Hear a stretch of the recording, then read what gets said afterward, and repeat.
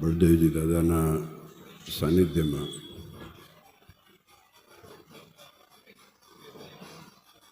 આપણે ખૂબ ભાગ્યશાળી છીએ. આમ તો સવારે આવું હતું અભિષેક કરવા, પણ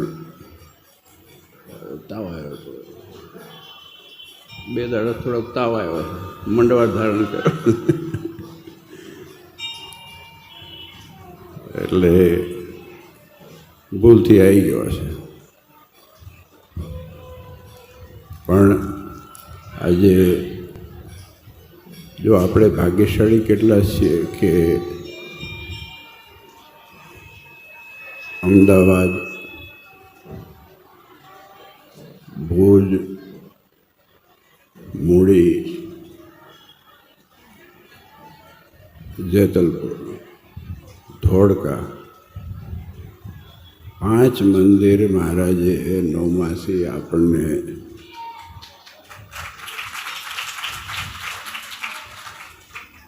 દેવો આપ્યા છે, જે પ્રત્યક્ષ છે. આ પ્રત્યક્ષ દેવ છે. મહારાજે જે આજ્ઞા કરીને એ આજ્ઞામાં બહુ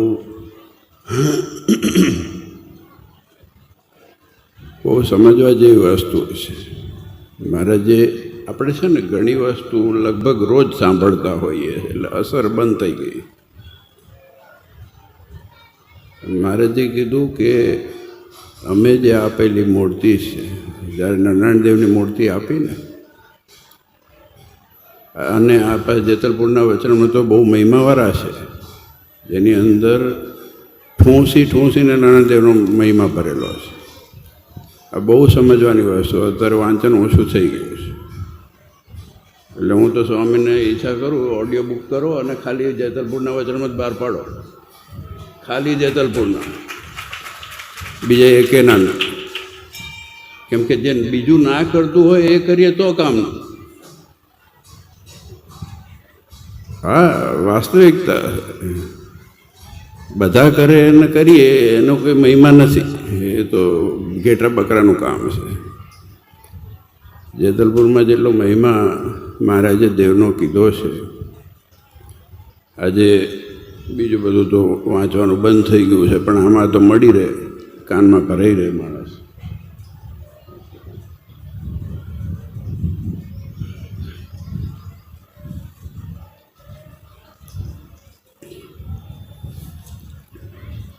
અને જો તમે ખૂબ ભાગ્યશાળી છો, અહીંયા હું છેલ્લા 2-3 દિવસથી જોતો હતો જે હરિભક્તોએ સેવા કરી છે આપણા ઉત્સવની અંદર. આ બધા ઉત્સવ રોજબરોજ આવતા નથી. આનાથી આખા વિસ્તારની, આપણી શ્રદ્ધાની, આપણા વિશ્વાસની એક નવનિર્માણ થાય, એક જીર્ણોદ્ધાર થાય અને પાછું તાજું થાય. આ જરૂરી છે. એટલે મેં આજના દિવસ માટે જ હમણે જ આપણા G.K. પટેલ છે ને, એમને કીધું, દશરથભાઈ મને મેં કીધું ઠરાવો 1 વર્ષ બાકી હોય ત્યારે મેં બાકી રાખેલો છે.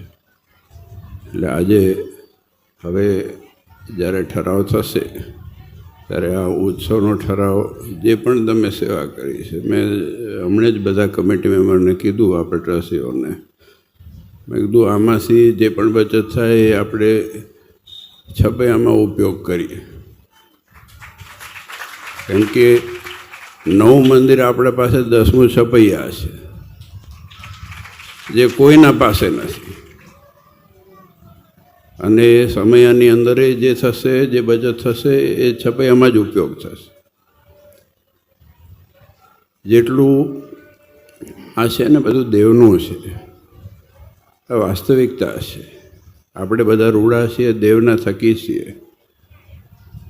હું હોઉં, તમે હોય, ગમે તે હોય, આપણે બધાએ રૂડા છીએ, દેવના લીધે થઈને છે. દેવને માઇનસ કરી નાખે તો આપણું કોઈ ઠેકાણું પડે એવું નથી. મહારાજે એટલી કરુણા અને કૃપા કરી. તમે વિચાર કરો, મેં હમણે અમદાવાદમાં વાત કરી હતી, કદાચ આમાંથી ઘણા લોકો હશે, કે 1981 આપણે દ્વિશતાબ્દી ઉત્સવ ઉજવ્યો. આમાંથી જે વડીલો હશે કોક, હું તો બહુ નાનો હતો પણ મને યાદ છે. આતમ સ્વામીને બધા યંગ હતા, બધા દોડતા હતા. તો મોટા મોટા દિગ્ગજ સંતો હતા બધા, અને વિચાર કરીએ કે એના પછી આ શિક્ષાપત્રીનો ઉત્સવ આવ્યો કેટલા વર્ષ પછી, 81 અને 26, 45 વર્ષ. મહારાજે શિક્ષાપત્રી 45 વર્ષ પછી લખી. આ બહુ સમજવા જેવી વસ્તુ છે. કોન્સ્ટિટ્યુશન ઓફ ઇન્ડિયા 1947માં નીકળ્યા પછી, તમે લો ના છો રાજનભાઈ, એ પાછળ ફટફટ ચાલુ થઈ ગયું કામ. શિક્ષાપત્રીનું બંધારણ જે લખ્યું ને આપણું, એને 45 વર્ષ પછી મહારાજે નક્કી કરીને આપ્યું, અને બધાએ અનુભવનું તારણ કાઢીને આપ્યું છે. આ બહુ સમજવાની વસ્તુ છે. મહારાજે ફટકારીને ના કહી દીધું આમ કરો ને તેમ કરો. તો વિચાર કરો કે એટલા વર્ષ સુધી નથી કોઈ ચાંદલો કર્યો, તિલક કર્યો, કંઠી પહેરી, કંઈ નહીં કર્યું હોય. કોઈ હરિભગત હશે જ નહીં 45 વર્ષ. વસ્તુ એ છે કે આ દેવ એટલા બળિયા છે, ભગવાન એટલા બળિયા છે કે ભગવાન જે દ્રષ્ટિ કરે, જ્યાં જોવે એ દ્રષ્ટિ જોઈને એ દાદા ખાચર હોય કે એ બ્રહ્માનંદ સ્વામી, માનુભાવાનંદ સ્વામી, મુક્તાનંદ સ્વામી, ગોપાલ સ્વામી, ગુણાતીતાનંદ સ્વામી, એ આંખ જોઈને સમજી જતા હતા અમને શું ગમે છે ને નથી ગમતું. એમને શિક્ષાપત્રીની જરૂર નથી પડતી. પણ પછી મહારાજે તારણ કરીને કીધું કે હંમેશને માટે આ દેહ છોડી અને અક્ષરધામમાં હું જોઉં, એના પછી હંમેશને માટે પ્રત્યક્ષપણે જો આ પૃથ્વી ઉપર મારી વાણી એ મારું સ્વરૂપ છે, એ મહારાજ પોતે કીધું, એ હું રહીશ.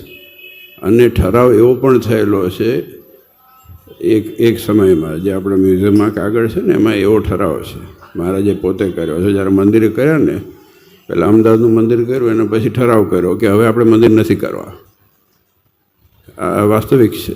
અને પછી કીધું કે હવે ધનાઢ્ય એવા જે હરિભગત હોય ને એના ઘરે એક નરનારાયણની મૂર્તિ અને શિક્ષાપત્રી, આ બે વસ્તુ રાખવી અને ત્યાં બધાએ જઈ અને પૂજા કરવી, બસ પૂજન કરવું. આ લખાણમાં છે.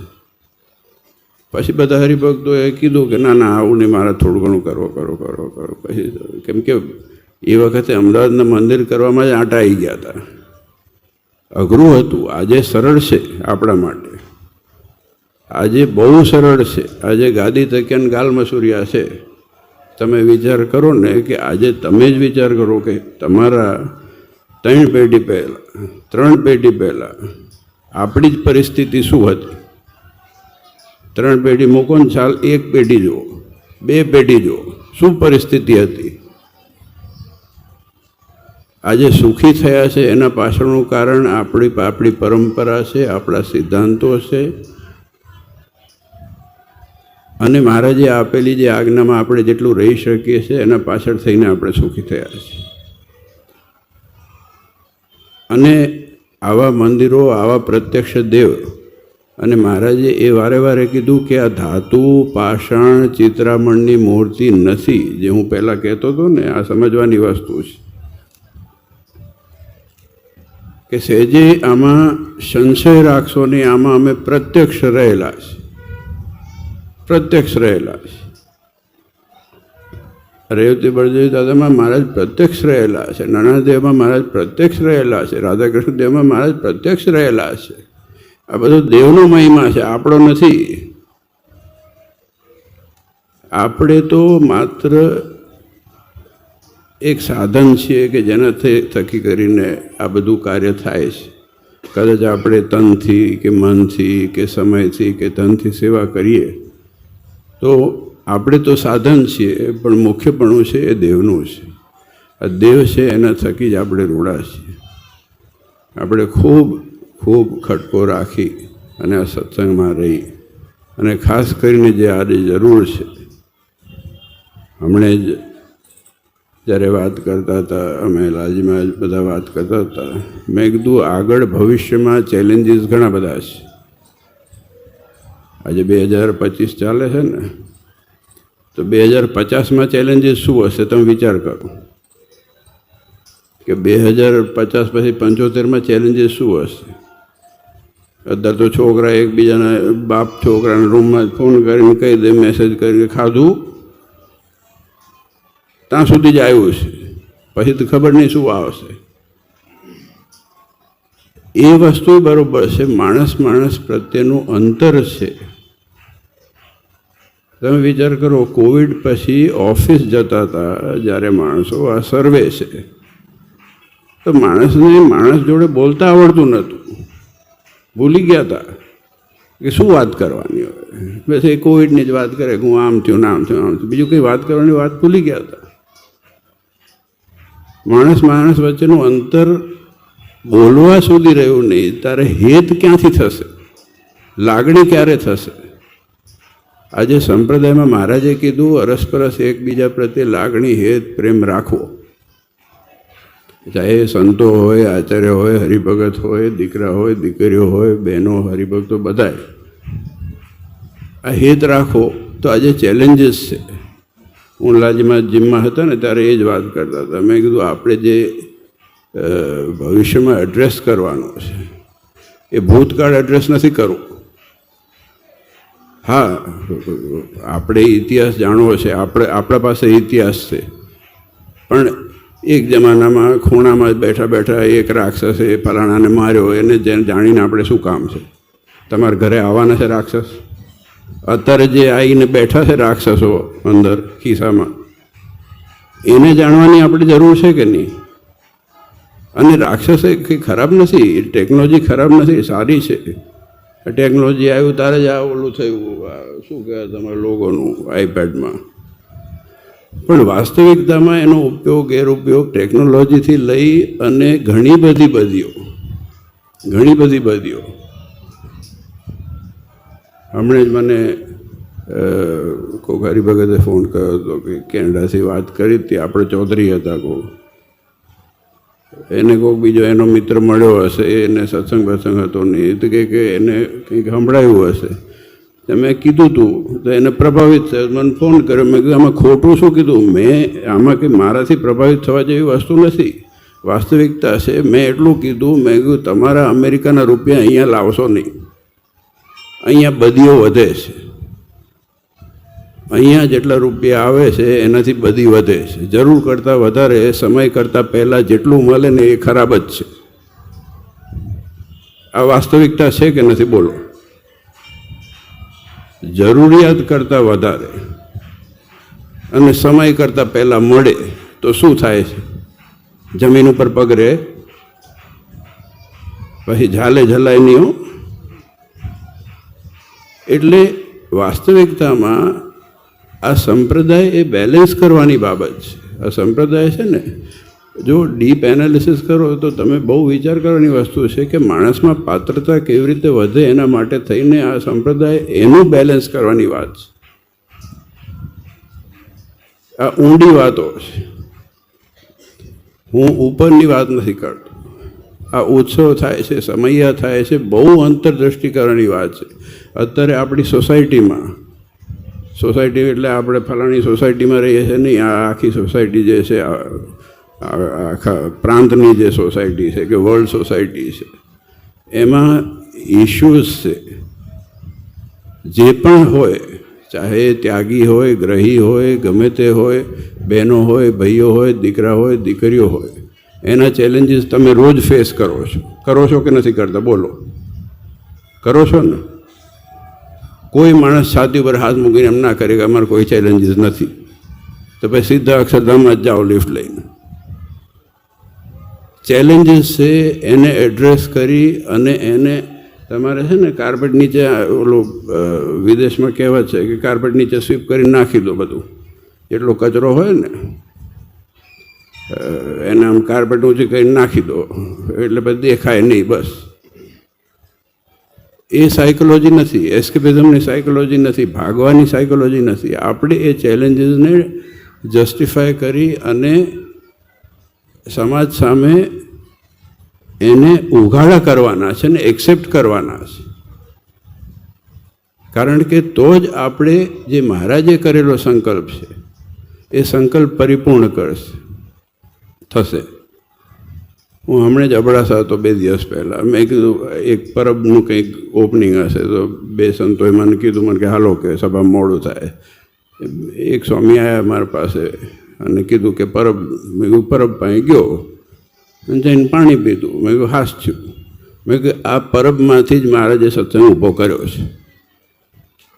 પરબમાંથી ને અન્ન ક્ષેત્રમાંથી જ સત્સંગ ઊભો થયો છે. દુખ્યો દેખી ન ખમાય દયા આણી રે અતિ આંકડા થાય અંધન વસ્ત્ર રે આપીને દુઃખ ટાળે કરુણા દ્રષ્ટિ. મહારાજે મર્સિડીઝ આપી હતી કોઈને?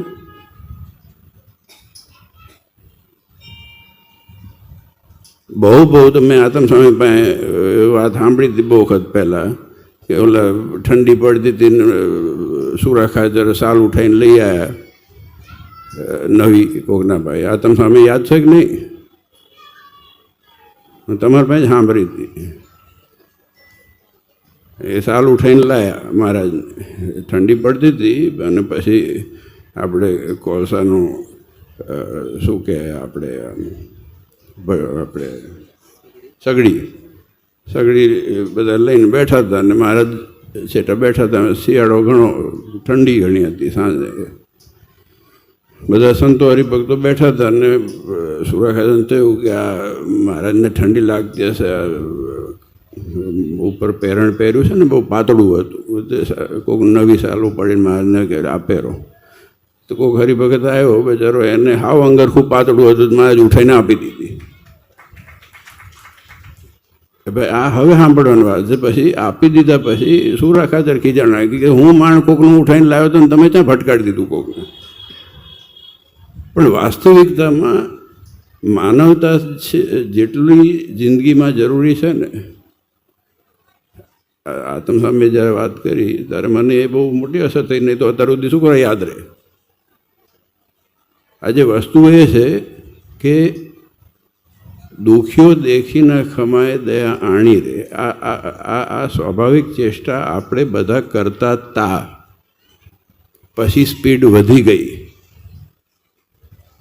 પછી 160, 70, 80, 90, 220 સુધી ગઈ. પછી દુકાન બંધ થઈ ગઈ. મહારાજના સ્વભાવ કેવા હતા એ જાણવા તો અહીંયા દર્શન કરીને તો મહિમા થાય. ખાલી તમે વિચાર કરો કે એક આરતી છે મુક્તાનંદ સ્વામીની, એ આરતી ઇનફ છે. જો આરતીની એક પંક્તિ જિંદગીમાં ઉતરી જાય તો જય સદગુરુ સ્વામી. એ જ મુક્તાનંદ સ્વામી મહારાજને પગે લાગવા તૈયાર નહોતા. મેં 1000 વખત કીધું છે. રામાનંદ સ્વામીના મોટા ગુરુ એટલે મહારાજના મોટા ગુરુભાઈ હતા. અને પછી જ્યારે મહારાજને બિરાજમાન કરાવડાયા તો મહારાજને રામાનંદ સ્વામીએ કીધું કે આ છોકરું નવું કાલનું આવ્યું છે, બેહાડ્યું આપણી આજની ભાષામાં. તો તમે વિચાર કરો કે મુક્તાનંદ સ્વામી મહારાજને પગે નહોતા લાગતા કે દર્શન કરવાના હતા, હામુય નહોતા જોતા. એ મુક્તાનંદ સ્વામી એ આરતી બનાવી એ આપણે આજ સુધી ગઈએ છીએ. એ મુક્તાનંદ સ્વામી નારાયણ દેવના કીર્તનો જે બનાવ્યા છે એ અદ્ભુત કીર્તનો છે જે આપણે પર્વની અંદર બહાર પાડેલા છે. આપણા પાસે ઇતિહાસ છે. આ ઇતિહાસ જ્યાં સુધી આપણે નહીં જાણીએ ત્યાં સુધી બધું ઉપર ચાલવું છે. છીછરા પાણીમાં છબછબિયા કરવાની જ વાત છે. આમાં મહાન છે ને આપણા અમદાવાદના એ કે તમે યાદ બહુ રાખો. મેં કે યાદ તો રાખવું પડે ને. યાદ વાગોળવાનું નથી, પણ યાદ ઇતિહાસ ના રાખવો તો તમને ખબર ના પડે કે તમે શેના માટે શું કરી રહ્યા છો. આજે આપણે ક્યાં હતા, શું કરો છો, શું કરવાનું છે એટલું જ જાણપણું છે ને. મહારાજે એટલું જ કીધું ને કે બુદ્ધિશાળી તે જ છે ને માણસ, કે શું કરવા આવ્યા હતા, શું કરી રહ્યા છો, શું કરવાની જરૂર છે. બાકી આમાં તો આ થોકડી બંધ જ રહેવાની છે કાયમ જિંદગીમાં. કોઈ દિવસ આ પોથી ખોલવાના જ નથી. એ જો ખોલે તો વૈરાગ આવી જાય. મેં એક દિવસ કીધું હતું, મેં કીધું આ પોથી છે ને અમુક જગ્યાએ તો સીલ બંધ પેક કરી નાખે, તાળું બાળું મારીને રાખે, ઓલું ઉપર એક્રેલિકનું બોક્સ બધું કરે ને પૂજન જે કરવું એ ઠોકે જ કરો. મેં કેમ બંધ રાખે? ઉઘાડો થાય જો ભૂલથી અંદર તો આમાંથી એકે સાંભળવા ના બે, વૈરાગ આવી જાય. બોલો, વક્તાય ના રહે ને શ્રોતાય ના રહે.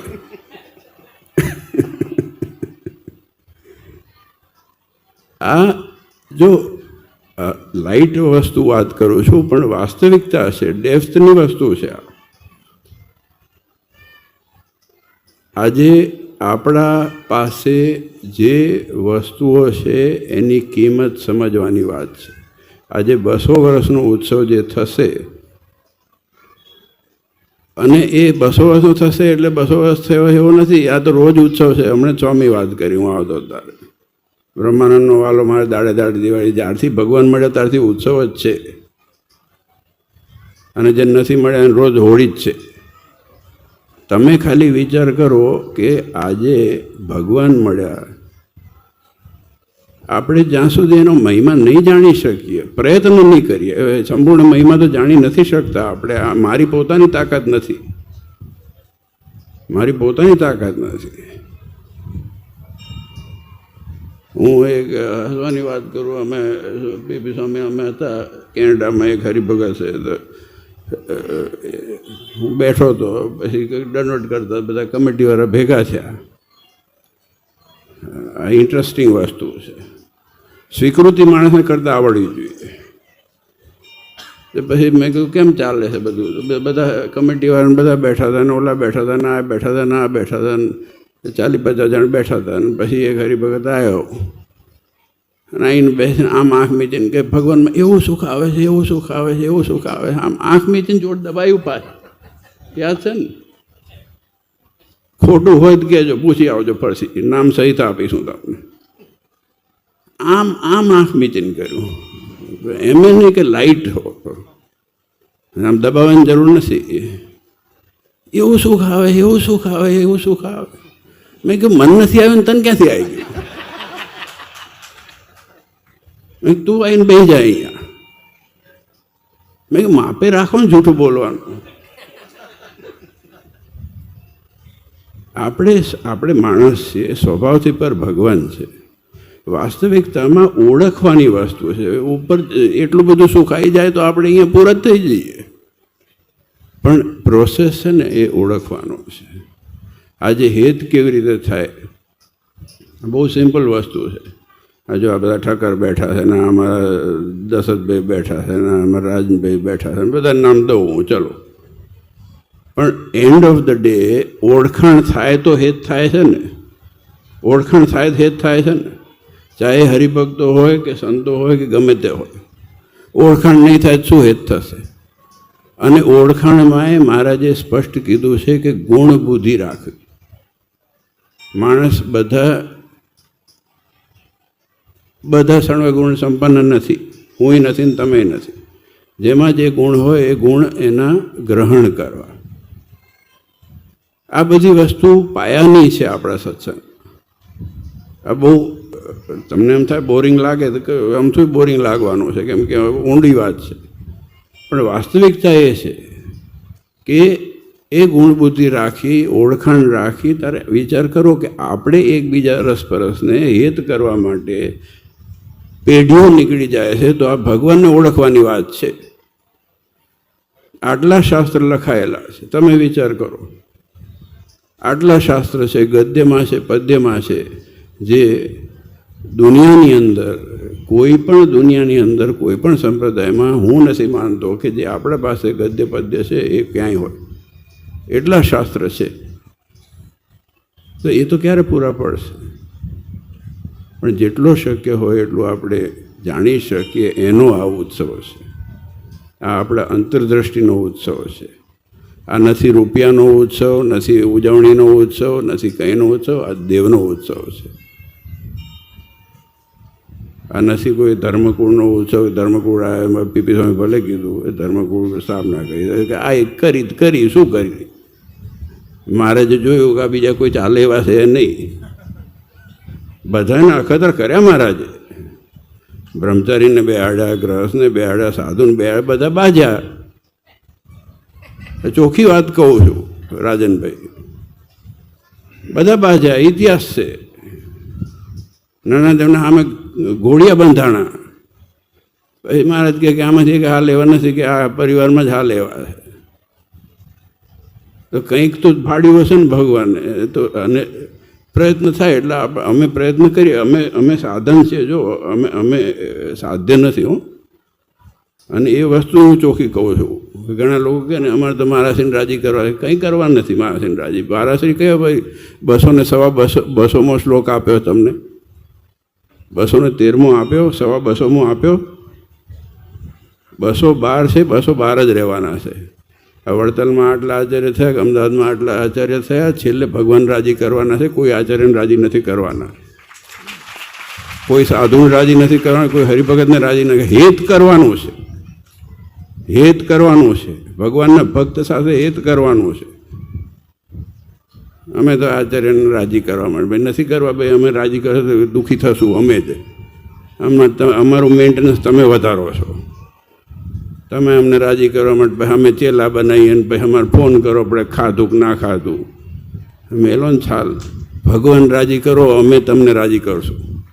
અમે શું કરવા આવીએ છીએ? આજે હું ધારો કે વ્યક્તિગત રીતે તમને મળવા શું કરવા આવું છું? આજે નામ દઉં છું કે ગમે તેને મળીએ છીએ તો કારણ શું છે કે તમે ભગવાન રાખ્યા છે તારે હું આવું છું ને. આ સીધે સીધી વાત છે કે નહીં? તમે ભગવાન રાખ્યા છે તો હું તમને ઓળખું છું. નથી રાખ્યા નથી ઓળખતો. જેને ભગવાન રાખ્યા છે ઓફિસમાં ખુલ્લેમાં આવે છે, નથી રાખ્યા એ નથી આવતા. સીધી વાત છે. દેવના થવાની વાત છે આમાં, બીજું કંઈ છે નહીં.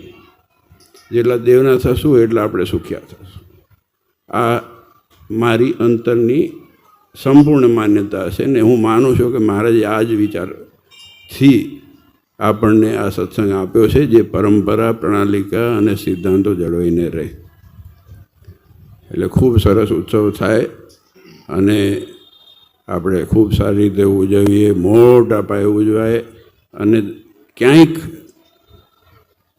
5-7 જણના જીવનમાં એ બળદેવજી દાદાનો મહિમા વધે તો આ આખો એ કરેલો ઉત્સવ સાર્થક થાય. આ વાસ્તવિકતા છે. આપણે દેખાવડા માટે ઉત્સવ નથી કરતા, આપણે ભગવાન માટે ઉત્સવ કરીએ છીએ. આપણે દેખાવડા માટે ઉત્સવ નથી કરતા, આપણે અને ભગવાનનો મેળાપ થયો છે એનો ઉત્સવ કરીએ. હું એમ કહું કે આવો ઉત્સવના ભૂતોનો ભવિષ્યથી થવાના જ છે. ભવિષ્યમાં ઢગલા બંધ થવાના છે. હું નહીં હોઉં તોય થશે, તમે નહીં હોય તોય થશે. આનથી મોટા થવાના છે. મહા મોટા ઉત્સવો થશે. આ સ્વામિનારાયણ સંપ્રદાય કે જેવો તેવો છે. આપણે નહીં હોય તો આપણાથી સારા થવાના છે. લખીને આપી દઉં હું અત્યારે સ્ટેમ્પ પેપર ઉપર. પણ વાસ્તવિકતામાં આપણા અને ભગવાન વચ્ચેના સંબંધ ગાઢ થાય, મજબૂત થાય. આપણા પરિવારમાં એના સંસ્કારો એને ઉતરે, એનું વાતાવરણ આપણે ઘરમાં આપી શકીએ, એનો આ ઉત્સવ છે. આ મારી માન્યતા છે. ખૂબ ખૂબ ધન્યવાદ છે. આજે અમારા 199 વર્ષના આ બધા યજમાનો છે, ઠક્કરો છે, નાના ફાર્મસી વાળા બધા એક હતા, ધામમાં જતા રહ્યા. બેચારા આમાં જૂના જાણીતા જોગીઓ છે અને બધાએ હરિભક્તો જાણીતા છે. ખૂબ સરસ લાભ લીધો અને તમે બધા હરિભક્તો 12 હવે ઘણું મોડું થયું ને 12 વાગ્યા પહેલાં જો પૂરું સરસ થઈ ગયું. આપણે ઠાકોર જમાડીએ. ઉનાળો ઘણો થયો, બહુ ટાઈમ થાય ને પછી બહુ ખવાય તો આફરો ચડે ને પછી ઊંધા પડી જવાય, ભાઈ ઊભા થવાય નહીં. એ જરૂરી છે.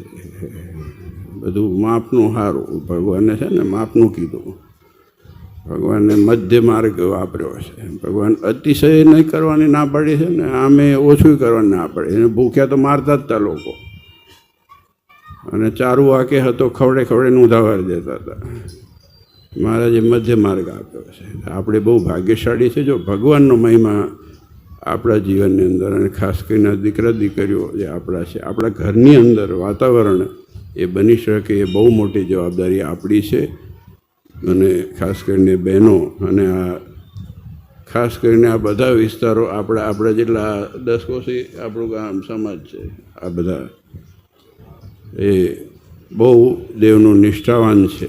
જેતલપુરની આજુબાજુમાં જેટલા ગામડાઓ છે, મોટાભાગના મહાનુભાવન સ્વામીએ મંદિરો બનાવ્યા છે. આ ગામડીના અમારા ક્યાં કે મિતુલ ક્યાંક હતો, મિતુલભાઈ અમારા, ને એ બધા આ બધા ગામડાઓ છે ને બહુ બહુ સરસ ગામડાઓ છે, બહુ સરસ મંદિરો છે.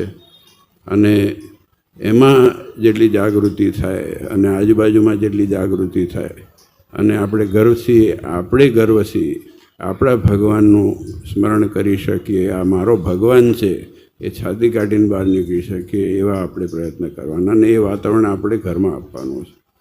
અનેક અનેક ધન્યવાદ આપ સૌ હરિભક્તોને, અને આપ સૌનું ભગવાન મંગળ કરે, રૂડું કરે, એ જ નરનાદેવના ચરણોમાં પ્રાર્થના.